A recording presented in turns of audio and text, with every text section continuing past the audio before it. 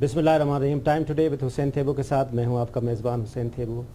आज एक और ख़ुसूसी प्रोग्राम के साथ जो हमारे साथ बहुत अहम मेहमान हैं, जो हमारे साथ हैं, वो फार्मर चीफ मिनिस्टर हैं KPK के, farmer adviser to prime minister of Pakistan हैं, और ख़ुसूसन वो PMLN के मुख्तलिफ़ ओहदों पे रहे हैं। KPK के प्रेसिडेंट रहे हैं,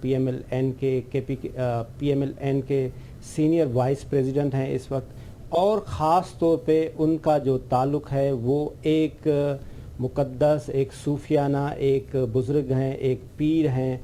कादरी सिलसिला जो है उनके जो मुरीद हैं, उनके जो फॉलोअर हैं, वो पाकिस्तान में भी हैं, पाकिस्तान से बाहर भी हैं। उनसे ख़ुसूसन ये हम बात करेंगे कि ये जो हमारे मुल्क में ये टेररिज्म आया, ये दहशतगर्दी आई, ये इंतहा पसंदी आई, इसको किस तरह से काउंटर किया गया, ये सूफ़ी हज़रात ने किस तरह से इसमें अपना रोल प्ले किया। पाकिस्तान एक सूफ़ियों की सल्तनत थी, यहाँ तो ये इंतहा पसंदी नहीं थी।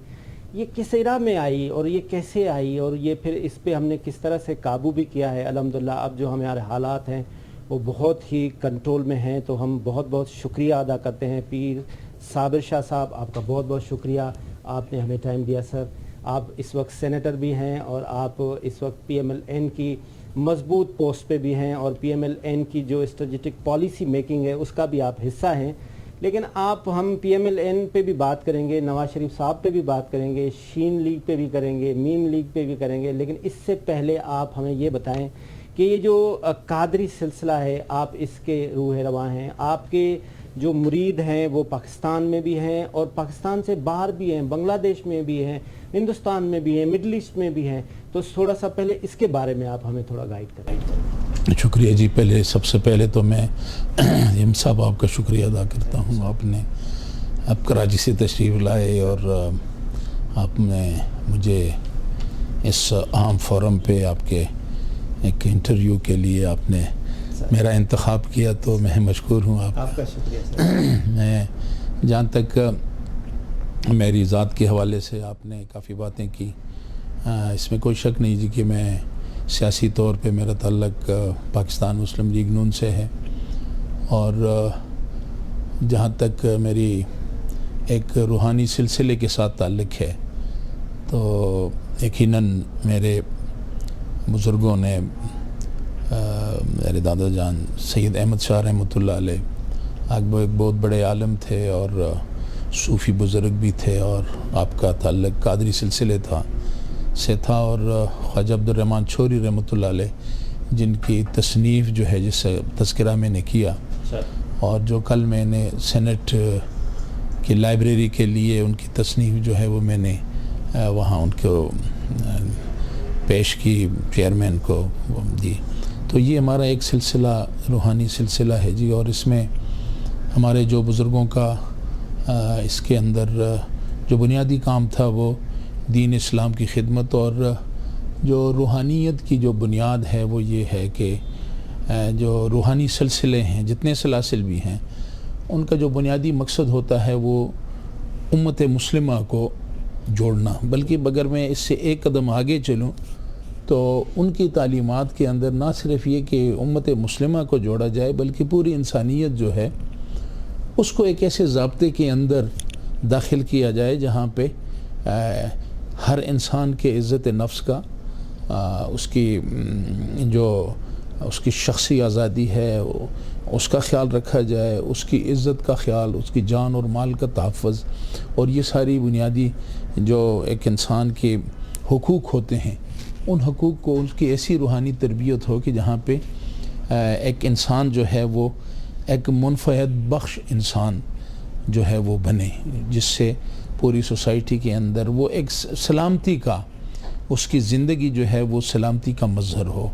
और आपने देखा इस्लाम की बुनियाद जो है वो है ही सलामती पे, यानी आपके ज़िंदगी में आपकी जितनी इबादत हैं वो सेकेंडरी हैं, लेकिन इससे जो जहाँ से इब्तिदा हमारी होती है, जहाँ हम आपस में लेन देन करते हैं, जहाँ एक इंसान दूसरे इंसान से मिलता है, उसकी जो पहली जो स्टेप होता है वो دنیا داری یا دینی حوالہ ہو جو بھی ہو، لیکن اس کی ابتدا جو ہوتی ہے وہ السلام علیکم سے ہوتی ہے، کہ میں اس کو وارن کرتا ہے کہ بھئی میرے پاس تمہارے لیے سلامتی ہے۔ یہ السلام علیکم محض ایک رسم نہیں ہے، بلکہ یہ ایک پیغام ہے پوری انسانیت کو، اور جو بھی آپ سے کہ آپ سب سے پہلے اس پہ سلام، کہ سب سے پہلے اسے بتا دیں کہ تمہاری جان، تمہاری مال، تمہاری عزت، تمہارے آبرو، تمہارے حقوق، مجھ سے ان کو کوئی خطرہ نہیں، اور اس کی سلامتی کی میں تجھے نوید سناتا ہوں۔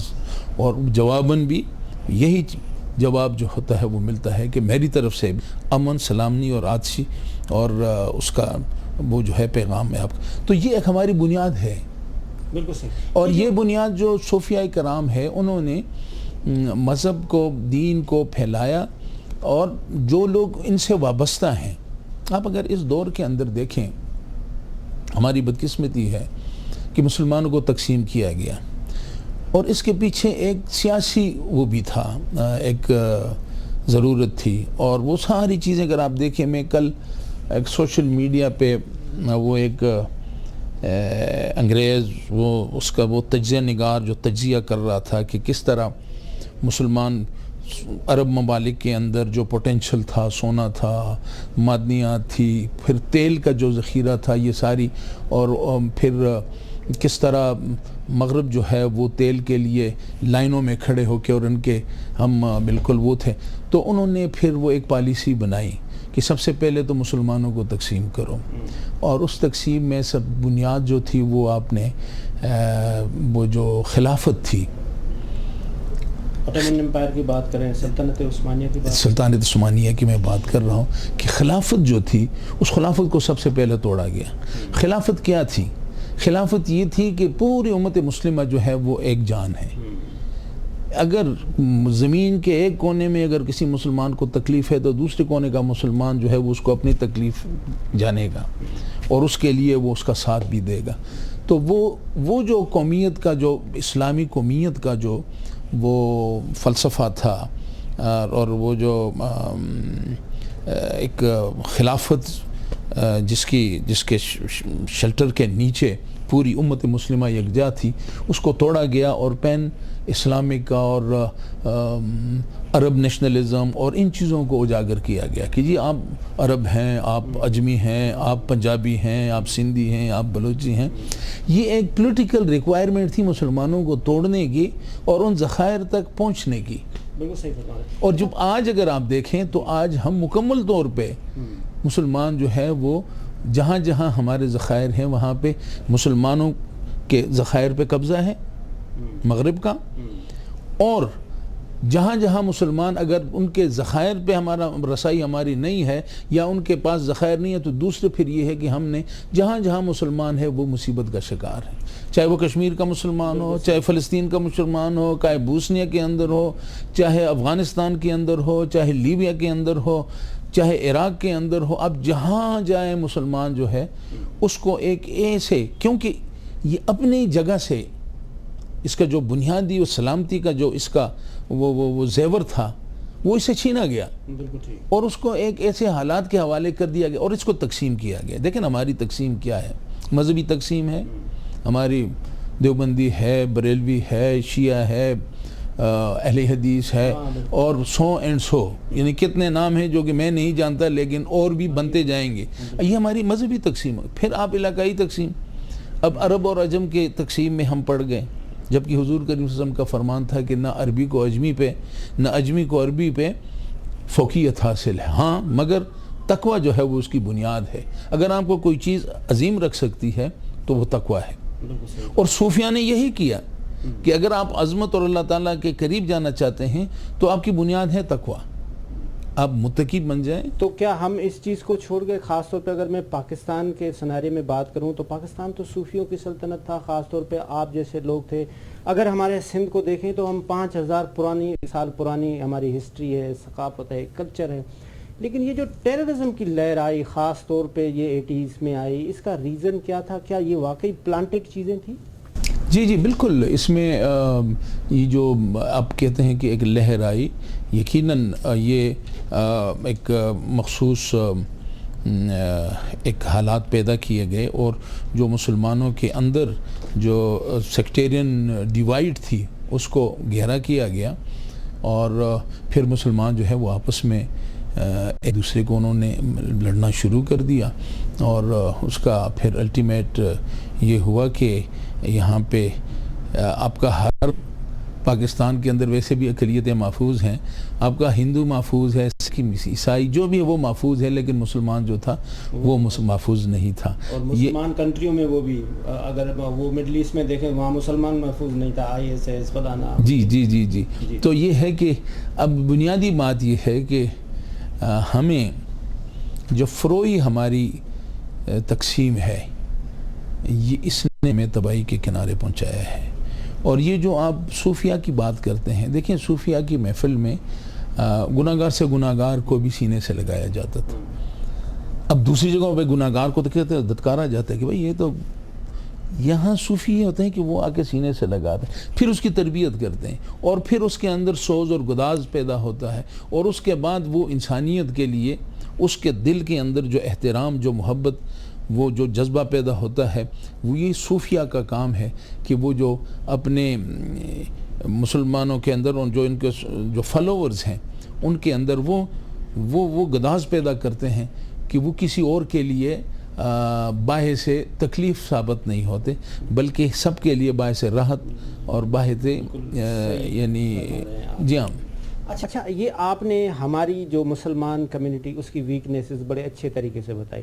اب آپ مجھے اسٹرینتھنگ بچائیں، یہ کیا وجہ ہے کہ دنیا میں جو جیوز ہے وہ کوئی 1,20,00,000 ہے پوری دنیا میں، وہ 80 لاکھ جو ہے وہ رہتے ہیں اسرائیل میں، باقی امریکہ میں رہتے ہیں، اور وہ پورے دنیا پہ قابض ہیں، وہ امریکن سینٹ پہ بھی ان کا قبضہ ہے، وہ ملٹی نیشنل کمپنیز بھی ان کی ہیں، وہ پورے دنیا کو کنٹرول میں رکھ رہے ہوتے ہیں جوئش لابی۔ تو ان کی سکسیس کا ریزن کیا ہے؟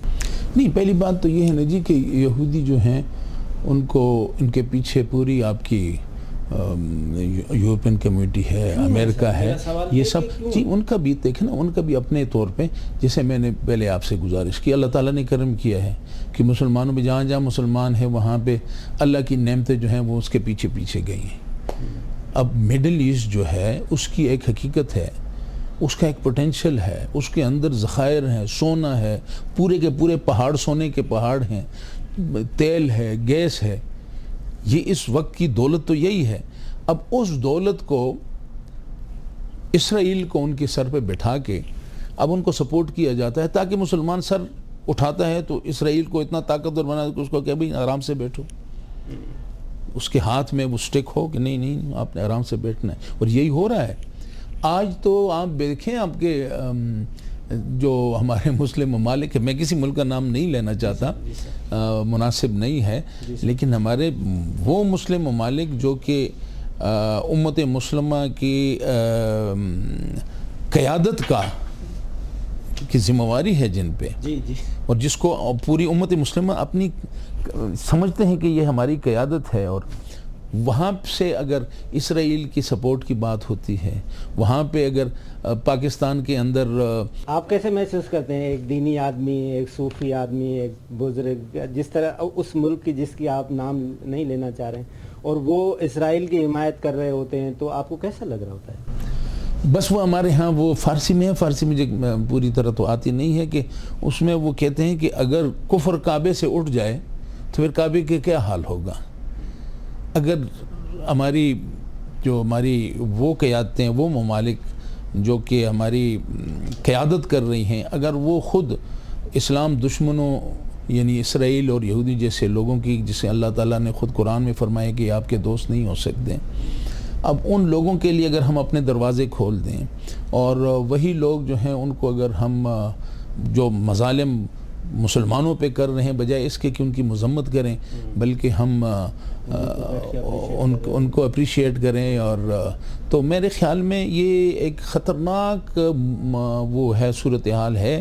لیکن دوسری طرف جو چیز میں دیکھ رہا ہوں کہ وہ جو امام مہدی کے آنے کا جو وہ ہوگا، جن حالات میں انہوں نے آنا ہے، تو ان میں جو مین چیز ہوگی، جو بنیادی طور پہ جو امت جس وقت جس چیز کو ڈسکس کرے گی وہ یہ ہوگی کہ ساری دنیا کی اقوام اکٹھی ہوں گی تو ان کا وہ ایک ہی ہوگا کہ بھئی ہماری لیڈرشپ جو ہے وہ ہماری قیادت نہیں کر رہی، وہ حق ادا نہیں کر رہی، مسلمانوں کی جو زبوں حالی ہے، مسلمان اس وقت جس مشکل کا شکار ہیں اس میں وہ اپنا رول ادا نہیں کر رہے، تو ہمیں اپنے مسلمانوں کو اپنا ایک قیادت جو ہے ہمیں چاہیے، یہ ایک ڈیمانڈ ہوگی، اور اس ڈیمانڈ کے نتیجے میں امام مہدی کا ظہور ہوگا۔ تو میرے خیال میں یہ وہ پروسیس ہے جو کہ اپنی ایک بات تو یہ ہے، دوسری بات یہ ہے کہ آپ ایک دانشور بھی ہیں، آپ پڑھتے بھی رہتے ہیں، آپ کتابیں بھی لکھتے رہتے ہیں، آپ دنیا سے بھی بہت زیادہ واقف ہیں، آپ اکنامی سے بھی واقف۔ کیا دنیا اب ایک دکان ہے اور ہر بندے نے اپنا اپنا سودا بیچ رہا ہے؟ جس کو تیل بیچنا ہے وہ انڈیا کو ایکسپٹ کر رہا ہے اور مودی کو بلا کے اس کو تاج پہنا رہا ہے کیونکہ اس نے اپنا تیل بیچنا ہے، اور وہاں سے اس نے آئی ٹی لینا ہے۔ تو کیا اب religion is know more sellable? اب دنیا میں یہ اکانومی بک رہی ہے؟ دیکھیں جی، یہ تو یعنی اپنے آپ کو وہ ہے نا، من عرف النفس فقد عرف اللہ، جو اپنے نفس کو، اپنے آپ کو جو پہچانے۔ اگر مسلمان اپنے آپ کو نہیں پہچانتا تو اس کے لیے پھر وہ اللہ کو بھی نہیں پہچان رہا۔ اگر بطور مسلمان ہماری جو طاقت ہے، دیکھیں آپ دنیا میں، اس دنیا کے بازار میں جو ہر 5واں آدمی مسلمان ہے، یعنی پوری دنیا کی آبادی میں 5واں بندہ آپ کا مسلمان ہے، یہ ہماری سٹرینتھ ہے۔ پھر ہماری سٹرینتھ یہ ہے کہ دنیا کی ہر دولت میرے پاس ہے، تیل میرے پاس ہے، گیس میرے پاس ہے، سونا میرے پاس ہے، یہ سب۔ اب یہ سب کچھ کے ہوتے ہوئے ہم اپنے آپ کو نہیں پہچان رہے، اچھا پھر ہماری دولت کہاں جا رہی ہے؟ تیل ہم بیچ رہے ہیں، پیسہ کہاں جمع ہو رہا ہے؟ وہ پیسہ جا کے امریکہ میں جا۔ اب یہ پیسہ، یہ تو بڑی آسان بات ہے، آج ان کے ہاتھ ہمارے گردن پہ ہے، وہ جس وقت ہمیں دبانا چاہیں وہ ہماری گردن دبا سکتے ہیں کیونکہ ہاتھ ان کا یہاں پہنچ چکا ہے۔ اب آپ کی ساری دولت جو ہے، آپ نے بجائے اس کے کہ غریب ملکوں کے، یہ پاکستان میں پوٹینشل ہے، گھاس کھا کے غریبی میں اس نے ایٹم بم بنا دیا، ایک پوٹینشل ہے ان لوگوں کے اندر۔ ہمارے ڈاکٹرز دیکھیں، ہمارے انجینئر، اب یہ جو اتنی دولت ہے لائیں نا، ان پہ خرچ کریں، اس پوٹینشل کو امت مسلمہ کے حق میں استعمال کریں، اپنے حق میں استعمال کریں۔ لیکن آپ نہیں، آپ کا چونکہ غنیم کا ہاتھ جو ہے نا وہ آپ کے گلے پہ ہے، آپ نے اس کو اتنی اجازت دی، چلتے چلتے چلتے اس کا ہاتھ یہاں پہنچ گیا ہے، اب آپ اس پوزیشن میں نہیں ہیں، اب بالکل غلام بن کے اگر آپ نے رہنا ہے، زندہ رہنا ہے۔ دیکھیں آپ، بڑی خطرناک بات، ٹرمپ گیا تھا سعودی عرب، ٹرمپ کی بیٹی کو کتنے ٹریلین ڈالر جو تھے گفٹ دیا گیا۔ اب یہ ٹرمپ سے پوچھا گیا کہ جی یہ جو آپ گئے، آپ کی بیٹی کو اتنے زیادہ پیسے دیا گیا، تو اس نے جواب کیا دیا؟ یس دے ہیو ٹو، ان کو دینا ہوگا۔ اس نے کہ they want existence، وہ چاہ رہے ہیں، زندہ رہنا چاہ رہے ہیں، اگر زندہ رہنا تو دینا پڑے گا۔ yes they have to۔ اب بیوقوف آدمی، اور وہ اتنے نہیں ہیں، متکبر انسان، یعنی کوئی جسٹیفیکیشن دینے کی بجائے وہ کہتا ہے بھائی شکریہ ان کا، تو یہ نہیں کہ بھئی انہوں نے دی ہے تو ان کی مہربانی، انہوں نے کہا نہیں they have to، ان کو دینا پڑے گا، ہے کون کے نہیں دیں گے، اور کہ ہیں ان کو وہ they want ایگزسٹنس، وہ زندہ رہنا چاہتے ہیں، تو زندہ اگر رہنا ہے۔ اب اس سے بڑی بات، ایک بہت بڑی حقیقت جس کو یعنی اگر ہم نہیں سمجھتے تو ہمارے بالکل گلوں پہ ہاتھ ہے، اور یہ ہے کہ اس کے لیے بہت بڑی جدوجہد کی ضرورت ہے۔ دوبارہ جہاں سے ہماری رسی ٹوٹی ہے اس رسی کو جوڑنا ہوگا۔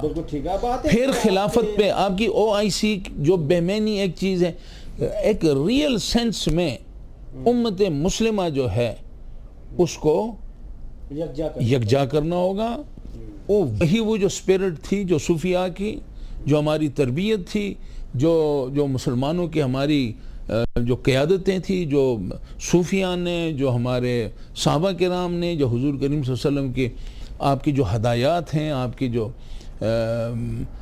جو سنت ہے، آپ کی جو احادیث میں سے، ان ساری چیزوں کو نکال کے ہمیں اپنے لیے ایک رستے کا تعین. بہت اچھے طریقے سے آپ نے اس پورے سلسلے کو جو ہے بیان کیا. یہ آپ پیر، آپ بزرگ، آپ ایک عظیم یہ کس چکر میں پڑ گئے؟ آپ سیاست میں آ گئے. پاکستان میں تو سیاست تو بڑا وہ کہتے ہیں یار آپ میرے ساتھ سیاست کر رہے ہو.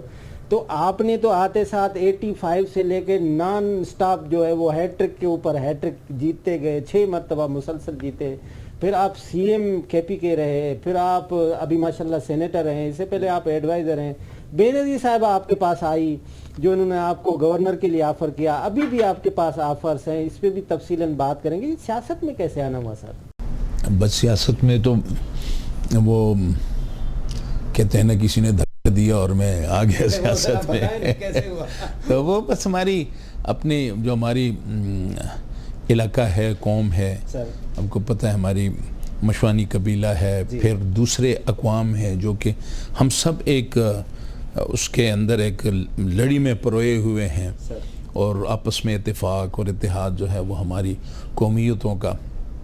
تو یہ ایسا ہی ایک اکٹھا تھا. جب 85 میں الیکشن ڈکلیئر ہوئے تھے تو اس میں یہ مختلف اقوام تھی، ہماری قوم، دوسرے اقوام بھی ساتھ.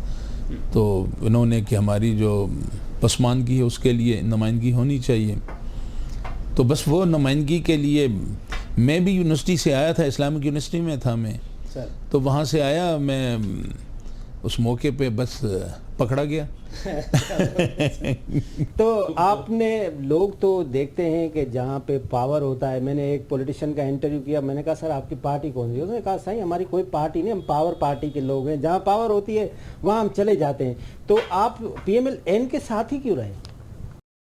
بنیادی بات تو یہ ہے جی کہ اب آپ اگر پارٹیوں کے حوالے سے دیکھیں تو مسلم لیگ جو ہے وہ اس نے پاکستان کی تخلیق جو ہے اس کا سہرا تو اس کے سر پہ ہے، اور شروع سے ہماری جو ہزارہ خصوصاً میں بات کروں گا کہ اس میں مسلم لیگ جو ہے اس کے لیے لائکنگ بہت زیادہ ہے. حالات بدلتے رہتے ہیں، انقلاب آتے رہتے ہیں، ساری باتیں، لیکن مسلم لیگ جو ہے اس کے لیے ہمیشہ ہزارے کے اندر اس کو ہمیشہ پذیرائی ملی ہے. اور خصوصاً جو ہمارا اپنا علاقہ ہے، اپنا گاؤں ہے، یا حریپ غازی یا سراؤنڈنگ، تو یہاں مسلم لیگ جو ہے اس کا اپنا ایک پوٹینشل ہے.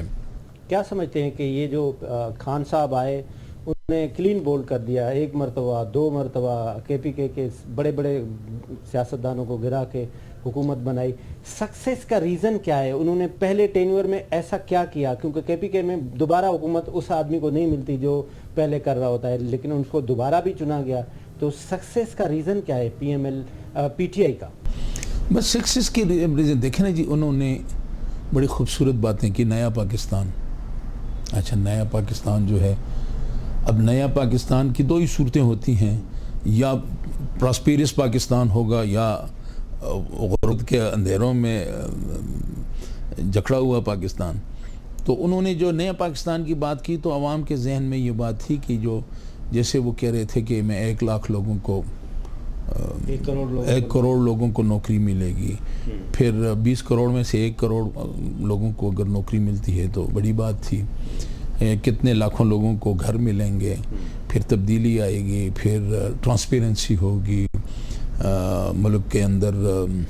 سر یہ نعرے تو لگ گئے تھے پہلی حکومت میں، لیکن اس کے بعد دوبارہ بھی چنا گیا. نہیں، دوبارہ جو آپ وہ تو دیکھیں ان کو ایکسکیوز تھا نا کہ جی آپ ہمیں مرکز میں حکومت دیں تو آپ دیکھیں گے کہ ہم اپنے ایجنڈے پہ کام کریں گے.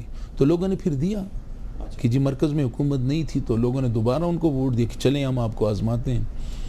اس وقت آپ مسلم لیگ نون میں ہیں، شین میں ہیں یا مین میں ہیں؟ یہ جو سارے ہیں نا، شین میم جیم دال، یہ مسلم لیگ نون میں ہے.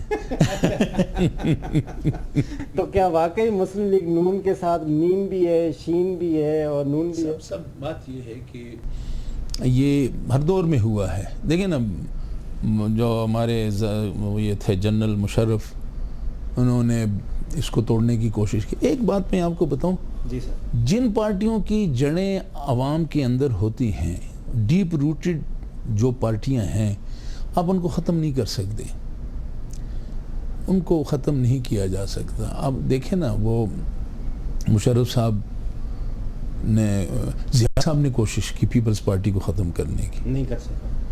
بھٹو کو پھانسی لگا دی کہ بھائی اس کو ختم کرو, بات ختم ہو گئی. یہی تھا نا, اس کے ارد گرد جو لوگ تھے کہ بھائی بھٹو کو پھانسی دیں, آپ کیا کرتے ہیں, 2 قبریں ہیں, قبر ایک ہے اور بندے 2 ہیں, یا آپ نے جانا ہے یا بھٹو نے جانا ہے. اور پھر بھٹو چلا گیا تو پھر کیا ہے, کچھ بھی نہیں ہے. تو اس بنیاد پہ بھٹو کو پھانسی بھی دی, لیکن پیپلز پارٹی ختم نہیں ہوئی. یہ آپ اس لیے کہہ رہے ہیں کہ نواز شریف صاحب ہمیشہ کے لیے باہر چلے گئے تو وہ باہر ہی رہیں گے, ابھی PMLN کو میم دیکھے گا. تو دوسرا پھر آپ نے پھر مشرف صاحب نے مسلم لیگ کو ختم کرنے کی کوشش کی.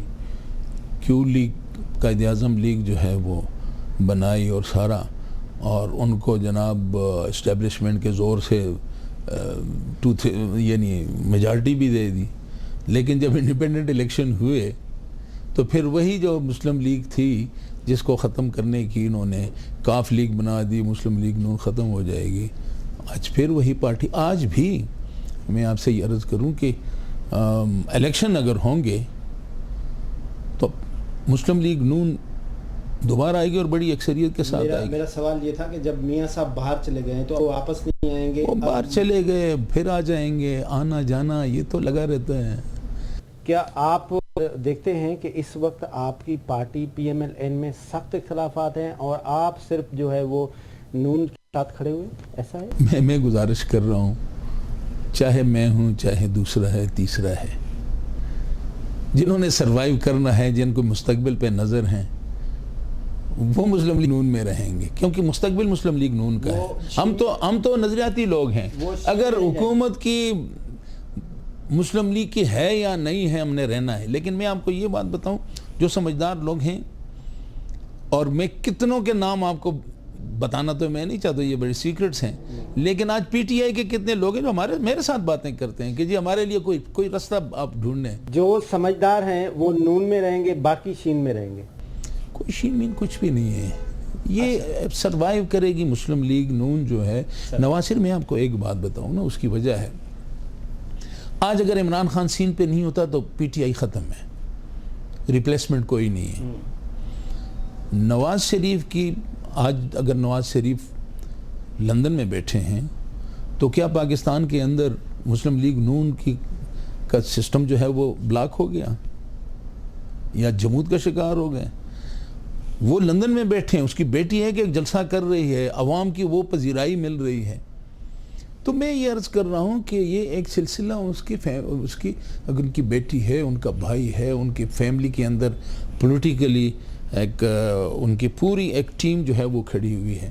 تو میرے خیال میں دوسری بات یہ ہے کہ اگر اس ملک کے اندر اگر آپ ایمانداری کے ساتھ جائزہ لیں تو جو کام اس ملک کے اندر بنیادی کام ہوئے ہیں وہ نواز شریف کے دور میں ہوئے ہیں. آپ یہ ان 3 سالوں کے اندر کوئی ایک ایسا پروجیکٹ کہ جس کو ہم کہہ سکیں, جیسے موٹر وے کا آپ کا تھا, 3 سال ہو گئے ہیں, اچھا چاہیے تھا کہ آج آپ کا موٹر وے کراچی آپ آئیں تو آپ کا کراچی تک پہنچ چکا ہوتا, جس سپیڈ سے نواز شریف اس پہ کام کر رہا تھا. میں یہ جسی طرح آپ کی یہ جو بنی ہیں راول پنڈی میں, لاہور میں یہ جو بسیں میٹرو پروگرام ہے, یا آپ کا کراچی میں جو پروگرام تھا نواز شریف کا, کنیو پروگرام ہو. جی بالکل, بہت سارے پروگرام نواز شریف صاحب نے کافی وہاں نہیں, وہ جو اس کا پروگرام تھا نا میٹرو نہیں, گرین بس, جی ہاں, اچھا وہ جو پروگرام تھا اب اس کو وہیں پہ جا کے انہوں نے روک دیا. اگر ہوتے تو آج وہ سارے پروگرام, آپ کے کراچی کے مسائل حل ہو جاتے, ٹریفک کے آپ کے مسائل جو گمبھیر مسائل ہیں کراچی, اور آپ آئے ہیں, یہ موٹر وے کی برکت ہے کہ آپ اپنی گاڑی سے آئے ہیں. لیکن اگر یہ تھوڑا سا جو درمیان میں ہے, اگر موجودہ حکومت اپنی پریارٹی میں اس ملک کی ترقی کو رکھتی تو آج وہ بن چکا ہوتا. اور آج آپ صرف آپ نہیں بلکہ جو بھی ہمارے لوگ کراچی میں بستے ہیں وہ اپنی گاڑیوں میں آتے ہیں, یہاں پہ 2-3 دن گزار کے, چھٹیاں گزار کے پھر واپس جاتے. آپ نواز شریف صاحب کے بہت قریبی دوست ہیں اور آپ کے ساتھ وہ راز اور نیاز کی باتیں کرتے ہیں. یہ کیا وجہ بنی کہ وزیر اعظم جب تھے نواز شریف صاحب اداروں کے ساتھ اتنا سخت کنفلکٹ آیا؟ یہ پوائنٹ آف نو ریٹرن کیا تھا جو وزیر اعظم صاحب واپس نہیں آئے؟ نہیں، سخت کنفلکٹ کا مطلب کیا ہے؟ مطلب اداروں کے ساتھ کھل کے سامنے آ گئے۔ بات یہ ہے کہ نواز شریف نے اداروں سے تو کسی کو نہیں نکالا، نواز شریف کو حکومتوں سے نکالا گیا، 3 دفعہ اس کی حکومتیں توڑی گئیں، اور پاکستان کی ترقی کا جو پروسیس تھا اس کو توڑا گیا، روکا گیا، پاکستان کو دھکیلا گیا پیچھے۔ ایک نواز شریف دیکھیں، نواز شریف بڑے اسٹریٹ فارورڈ پالیٹیشین ہیں۔ وہ یہ کہہ رہے ہیں آپ کا کام آپ کو ساجے، آپ اپنا کام کریں، میں اپنا کام کروں، حامد صاحب اپنا کام کریں، یہ بھائی اپنا کریں، سب جس کی جو ذمہ داری ہے وہ کریں۔ اگر میں اپنا کام نہیں کرتا اور میں عام کے کام میں مداخلت کرتا ہوں، آپ مجھے بتائیں آپ کو تکلیف ہوگی؟ آپ برداشت کریں گے؟ اب سب کچھ ٹھیک ہو رہا ہے؟ نہیں، کچھ بھی نہیں ہو رہا۔ کیا ہو رہا ہے؟ آج نیپرا کے سٹیٹمنٹ آئی ہے کہ بجلی جو ریٹ اب یہ بڑھا رہے ہیں 40%، تو یہ قوم جو ہے وہ چیخ جو ہے وہ ان کی چیخیں نکل جائیں گی۔ کیا ٹھیک ہو رہا ہے؟ یعنی مہنگائی کو دیکھیں، بنیادی لوگوں کے ساتھ وہ جو عام آدمی ہے اس کو تو ہم نے توڑ دیا، اس کو تو ہم نے ایسی حالت کر دی کہ اس کو تو سر اٹھانے کے قابل نہیں چھوڑا۔ اس وقت جو نواز شریف صاحب وہاں سے بیٹھ کے ہمارے ملک کے اداروں کے لیے سخت ایک پوائنٹ آف ویو رکھ رہے ہیں، آپ اس سے ایگری کرتے ہیں؟ میں گزارش کر رہا ہوں، نواز شریف یہ بات کر رہے ہیں کہ اداروں کو سیاست کے اندر مداخلت نہیں کرنی چاہیے، سیاستدانوں کو ان اداروں کے معاملات میں مداخلت نہیں کرنی چاہیے۔ یہ بڑی سیدھی سادی بات ہے۔ تو اس بات کو تو، اور پاکستان ترقی تب کرے گا، آپ کے حالات تب ٹھیک ہوں گے جب ہر ادارہ جو اس کی ذمہ داری ہے اس کے اندر وہ کام کرے گا، تو پاکستان آگے بڑھے گا۔ اور اگر ہم ایک دوسرے کے معاملات میں مداخلت کریں گے تو یہ پاکستان جو ہے یہ اسی طرح حالات کا شکار ہوگا، اسی طرح اس کے اندر بے چینی ہوگی، اسی طرح اس ملک کے اندر لوگ جو ہیں وہ پریشان۔ آپ نے ابھی حالیہ دیکھا کہ جو کشمیر پہ حملہ ہوا 370 اور 35A کو ختم کیا گیا، اس کا سب سے بڑا ایک ریزن یہ بھی ہے کہ ہمارے انٹرنل حالات اتنے خراب ہیں، ہماری جو پولیٹیکل پارٹیز ہیں ان کے اندر اتنا زیادہ کنفلکٹ ہے کہ وہ آپس کے جھگڑوں میں لڑے ہوئے ہیں۔ تو کشمیر میں یہ ہوگا کہ آپ یہ نہیں سمجھتے کہ ہم یکجا ہو کے، ایک ہو کے، اگر ایک وزیر اعظم بنائے اس کو ساتھ دیں اور ایٹ لیسٹ یہ کشمیر جیسے فیصلے نہ ہونے دیں؟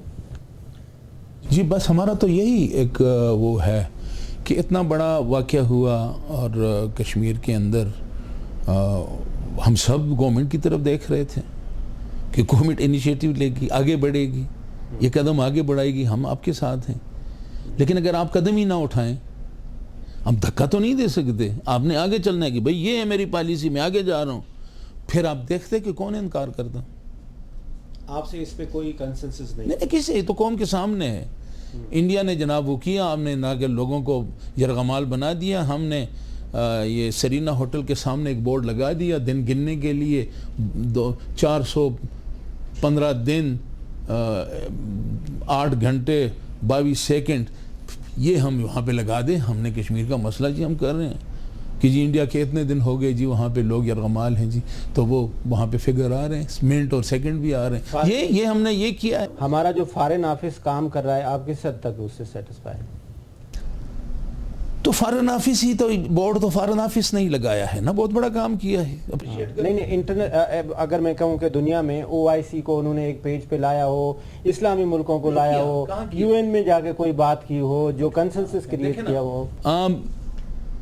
جو بات نواز شریف نے UNO میں تقریر کی تھی، اس تقریر کو اٹھائیں اور عمران خان کی تقریر کو اٹھائیں، بالکل وہ ایک ہی تقریر ہے۔ یہ اسٹیریوٹائپ کی چیزیں جو ہیں وہ تو اب دیکھنا، اس کو تقریر ہم نے کر دی، اس سے پہلے بھی تقریریں ہوئی ہیں۔ پہلی دفعہ ہندوستان نے یہ جرأت کی کہ کشمیر کی جو آئینی حیثیت تھی اس کو ختم کیا، پہلی دفعہ۔ اور پہلی دفعہ ہے کہ ایک ایسی حکومت آئی جس نے اتنے بڑے اقدام کی، اس کے سامنے اس کیس کو انہوں نے انڈیا کو بے نقاب نہیں کر سکے، اس کو عوام کے اندر نہیں لے جا سکے, امت مسلمہ کو اکٹھا نہیں کر سکے. او آئی سی نے کیا کیا ہے؟ او آئی سی تو ہماری قرارداد جو ہے وہ اس میں اپنی میٹنگ میں نہیں لا رہے تھے کہ اب انڈیا کی اس کو ہم اس کی مذمت کریں. تو اس سے بڑی ناکامی اس حکومت کی اور کیا ہوگی جی؟ خارجہ پالیسی تو ہماری دیکھیں نا, اب کیا خارجہ پالیسی ہے؟